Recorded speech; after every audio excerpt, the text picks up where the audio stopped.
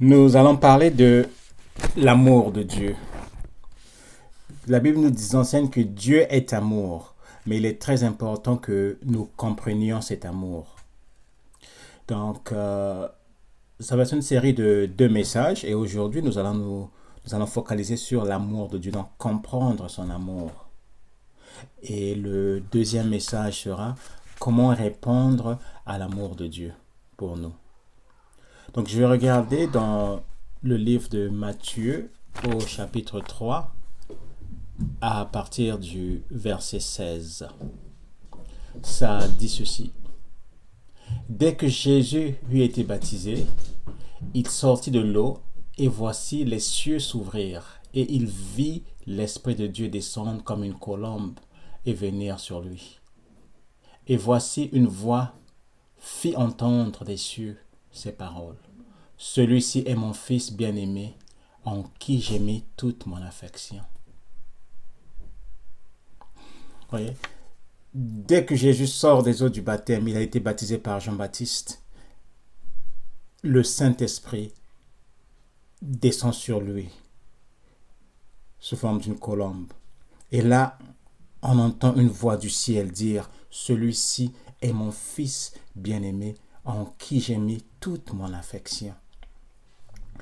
La même chose, la même voix se fait entendre encore dans Marc 9, 7, sur la montagne, lors de la transfiguration. Le Seigneur Dieu a encore parlé. Celui-ci est mon Fils bien-aimé. Vous vous rappelez? Deux fois, Dieu a manifesté d'une manière audible son amour. Ça, c'est mon chien qui aboie. Ça va. Ne vous laissez pas distraire. Deux fois, il a manifesté ouvertement son amour pour le Fils. Vous voyez, ici, il nous a témoigné trois choses. Il a accepté le Fils. Publiquement, il a dit que c'est mon Fils. Il a accepté le Fils. Il a montré publiquement qu'il aimait le Fils. Et aussi, il nous a montré que son Fils était spécial, en qui j'ai mis toute mon affection. Trois choses importantes dont chaque enfant a besoin. Il veut se sentir accepté premièrement par ses parents. Il veut se sentir aimé. Et aussi, il veut se sentir spécial. Peu importe le nombre d'enfants que vous avez, chaque enfant est unique. Chaque enfant doit se sentir accepté, aimé et spécial. Donc, vous les mamans, les papas, vous avez cette responsabilité aussi de manifester cet amour envers nos moinas, envers nos orphelins, surtout que ce sont des enfants brisés à qui le Seigneur nous a confié cette lourde responsabilité.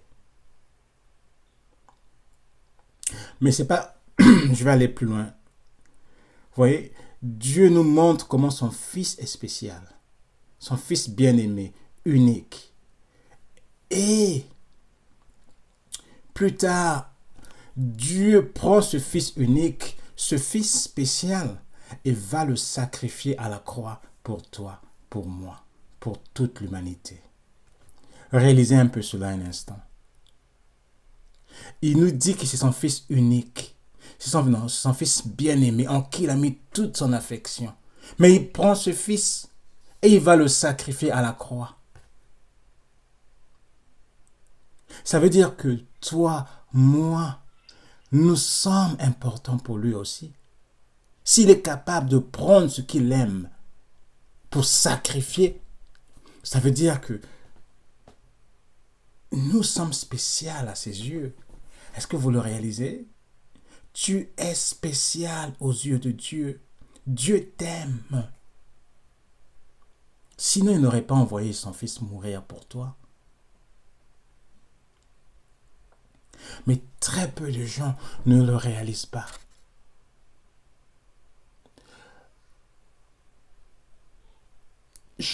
Jean 3,16 nous dit quoi? Dieu a tant aimé le monde qu'il a donné son Fils unique afin que quiconque croit en lui ne périsse point mais qu'il ait la vie éternelle. C'est parce qu'il t'a tellement aimé qu'il a donné son Fils en sacrifice pour te racheter. 1 Jean 4, 9 à 10, ça dit ceci. L'amour de Dieu a été manifesté envers nous, en ce que Dieu nous a envoyé son Fils unique dans le monde, afin que nous vivions par lui.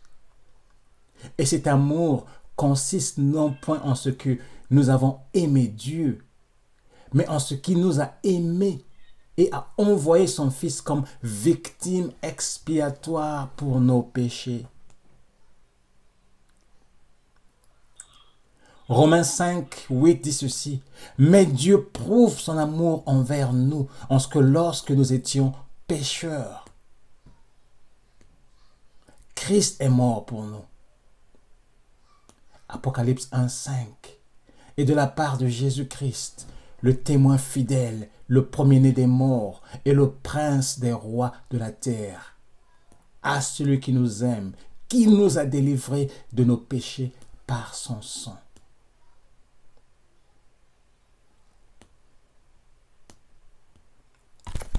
L'amour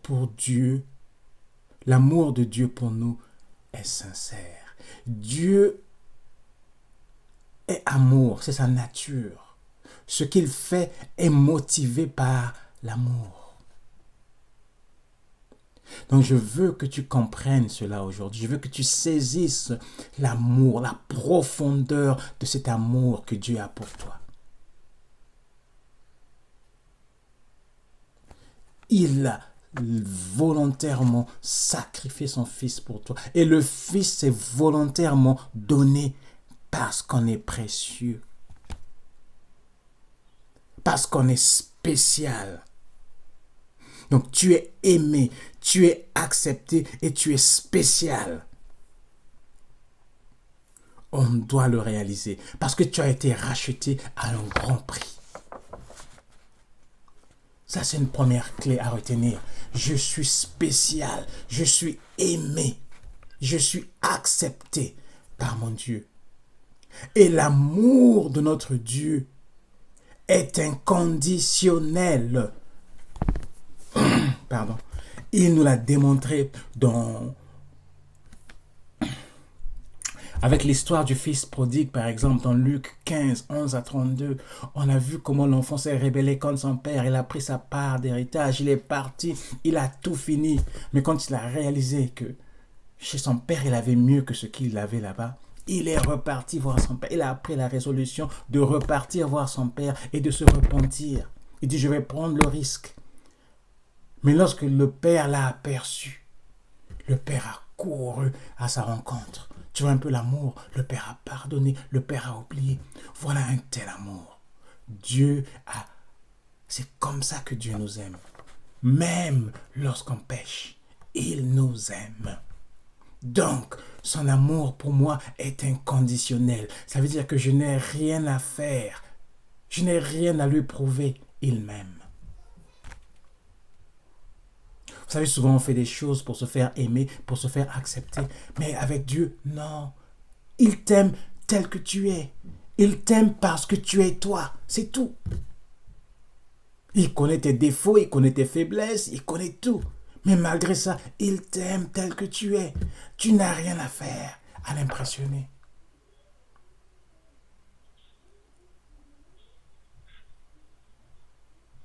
À part la foi, accepter son amour par la foi.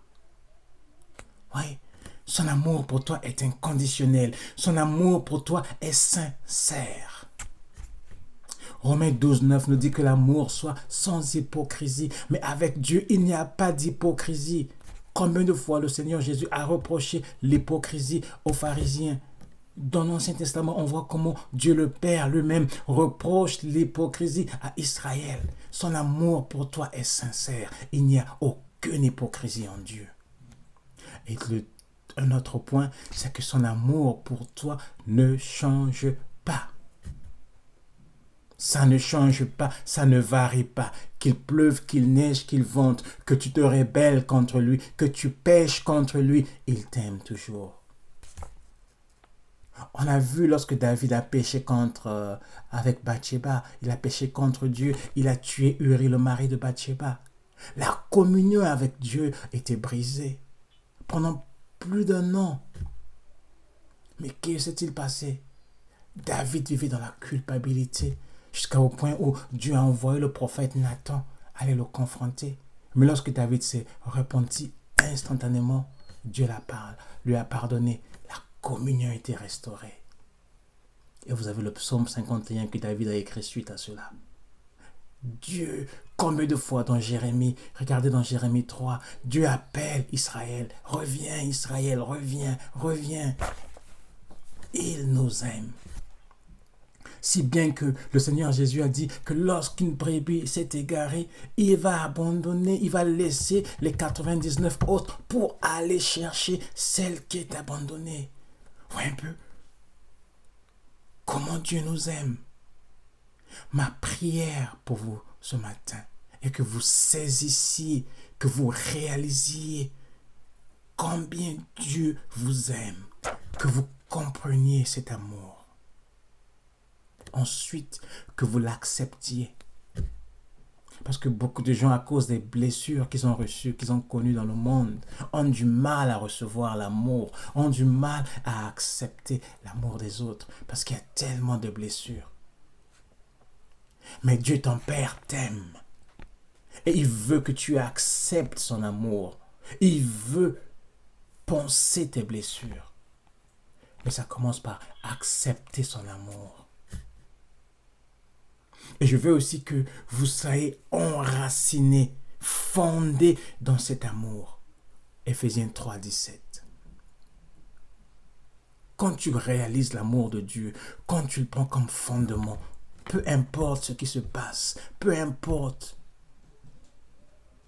Dieu t'aime. Alors ça va te pousser à l'aimer en retour. Ça va te pousser à aller vers lui, même quand tu pèches. Parce que tu sais que papa m'aime. Et même s'il va me punir, c'est parce qu'il m'aime. Même s'il me corrige, c'est parce qu'il m'aime. Tu vois? Donc quand je saisis cet amour, quand je réalise, quand je comprends cet amour que Dieu a pour moi, je me sens comblé.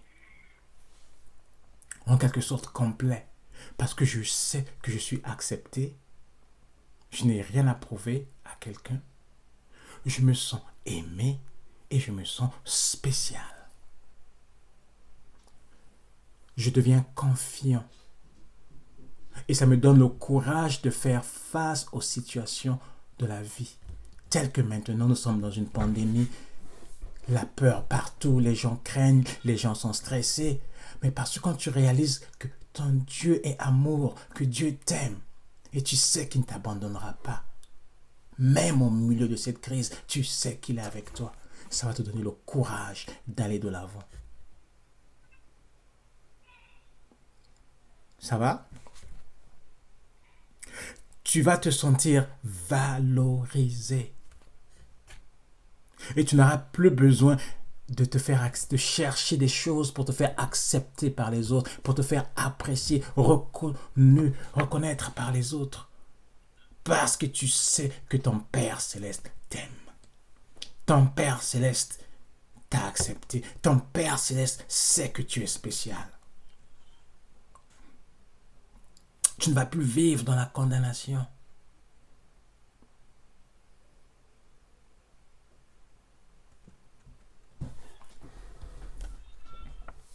Tu ne vas plus vivre dans la crainte. L'amour parfait bannit la crainte.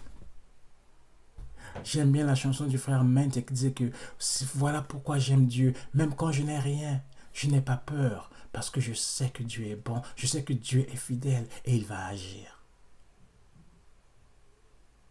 Dieu t'aime.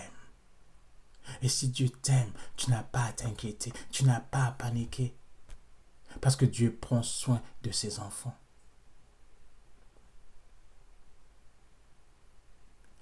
Et ça va aussi devenir facile pour toi d'aimer Dieu en retour et aussi d'aimer les autres. Donc, c'est ça l'objet de notre prochain message. Comment répondre à l'amour de Dieu.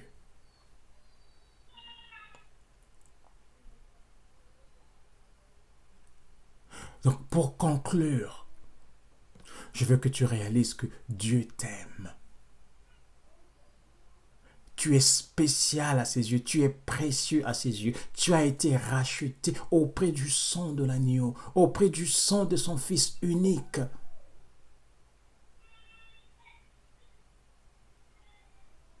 Alors tu n'as plus besoin de courir, aller chercher l'affection d'un homme.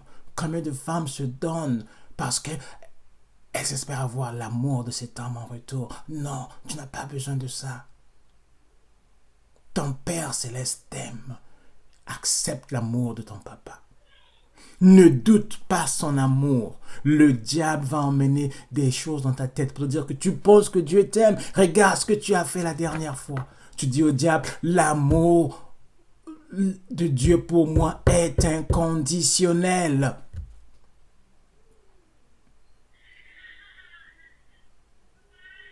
Mais tu peux aussi faire un exercice. Regarde, quelles sont les choses, les pensées qui viennent dans ta tête, qui te disent que Dieu ne t'aime pas. Tu peux les écrire et les rejeter une à une.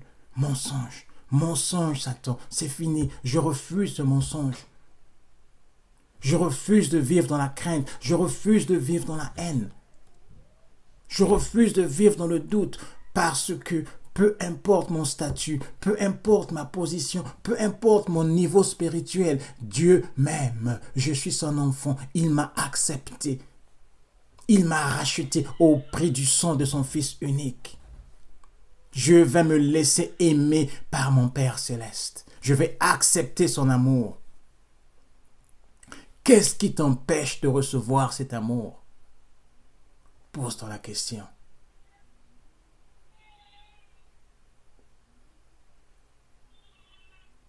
Pour ceux qui n'ont pas encore donné leur vie au Seigneur Jésus, Jésus t'aime. Je sais que dans les églises, parfois il y a des gens qui vont à l'église juste par mouvement. Ils suivent les autres. Mais ils ne se sont pas encore convertis. Comprends que Jésus t'aime. Il a donné sa vie pour toi. Et il veut que toi aussi en retour, que tu acceptes cet amour, que tu te repentes de tes péchés et que tu le laisses entrer dans ton cœur pour t'aimer. La Bible dit à tous ceux qui ont reçu Jésus, ceux qui ont cru en lui, il leur a donné le pouvoir de devenir enfants de Dieu. Et quand tu es enfant de Dieu, tu as accès à tous les privilèges. Dieu a ton rang. L'enfant d'un roi est un prince, et en tant que prince, il a certains privilèges. Toi aussi, tu peux goûter aux privilèges que Dieu a pour toi. Mais tu dois reconnaître ta condition de pécheur. Tu dois demander pardon pour tes péchés et accepter Jésus comme ton Seigneur et ton Sauveur. Voilà le message que j'avais pour vous aujourd'hui. Soyez enracinés dans l'amour de Dieu. Peu importe ce qui se passe autour de nous, soyons enracinés, fondés dans cet amour que Dieu a pour nous. Et ça va faire toute une différence. On va voir dans le prochain message comment répondre à cet amour. Ça va amener un équilibre dans votre vie. Vous allez vous sentir complet parce que vous savez que vous êtes accepté, aimé, spécial. Que Dieu vous garde. Père, je prie que ce message touche tes enfants et produise des fruits dans leur vie, afin qu'à leur tour, eux aussi puissent aimer, t'aimer en retour et aussi aimer les autres. Garde cette semence, papa, qu'elle ne soit pas volée par l'ennemi. Au nom de Jésus, j'ai prié. Amen.